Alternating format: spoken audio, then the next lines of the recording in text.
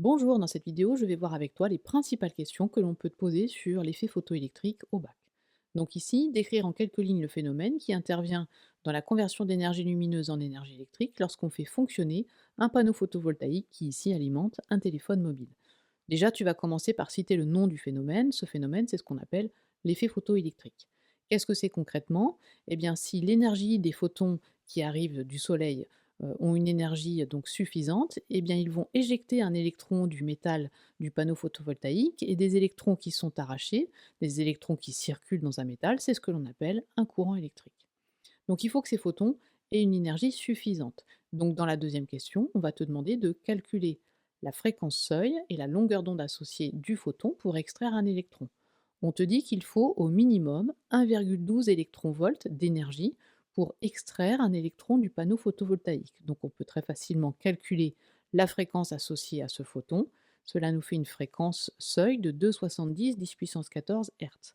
Concrètement, toute la lumière qui a une fréquence supérieure à cette fréquence seuil peut générer de l'effet photoélectrique sur ce panneau photovoltaïque.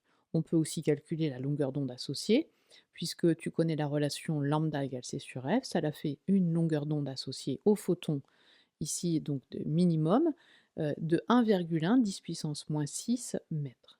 Dernière question, montrer alors que le rayonnement solaire convient pour le fonctionnement de ce panneau. Cela veut dire que l'effet photoélectrique va avoir lieu avec le rayonnement solaire uniquement si l'énergie des photons du Soleil est supérieure à 1,12 électronvolts, ou on peut l'exprimer différemment si la fréquence de l'onde associée aux photons du Soleil est supérieure à la fréquence seuil qu'on a calculée dans la question 2. Donc, on va plutôt travailler avec la longueur d'onde, puisqu'on connaît la longueur d'onde du rayonnement solaire, c'est entre 400 et 800 nanomètres. Donc on va plutôt comparer avec la longueur d'onde. Donc si la fréquence doit être plus grande que la fréquence seuil, cela veut dire que la longueur d'onde doit être plus petite que la longueur d'onde seuil, puisque je te rappelle que F égale C sur lambda, donc ça varie dans le sens inverse.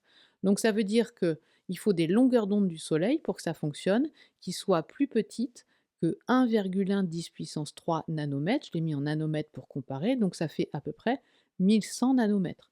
Le rayonnement solaire a des longueurs d'onde comprises entre 400 et 800 nanomètres, donc c'est inférieur à 1100 nanomètres, donc l'énergie des photons du Soleil, donc de la lumière visible, est suffisante pour provoquer l'effet photoélectrique. Voilà, à bientôt pour une prochaine vidéo.